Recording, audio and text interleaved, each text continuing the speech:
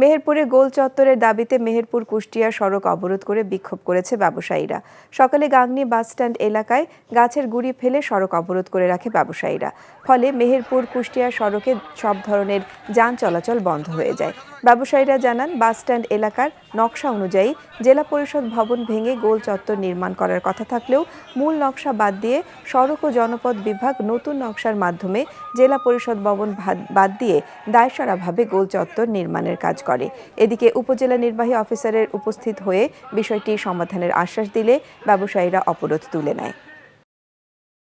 এখন আমার খুব ক্ষুধা লাগছে, আমি খাবো। কি কি রান্না করছো? আসো দেখো। খুবই ভালো রান্না করছো। আমি তো মাঝে মাঝে চিন্তা করি আমি রান্না কেন করি, তোমারই করা উচিত। হার্ড ওয়ার্ক করুন লাগবো। আমি এই চাকরি করবো না, ছেড়ে দিচ্ছি। আমি প্রেগনেন্ট।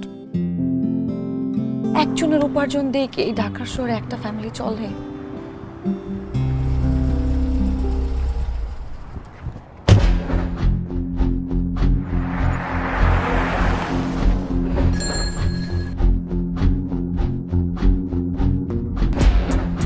মাহির, তুমি এখানে? পরিচয় করে দিই, উনি আমার বস। অনেক ভালো করে চিনি। ওর পেটে যে বাচ্চা বড় হচ্ছে ও তোমার না। ওর বেঁচে থাকার কোনো অধিকার নেই। ওকে খুন করো।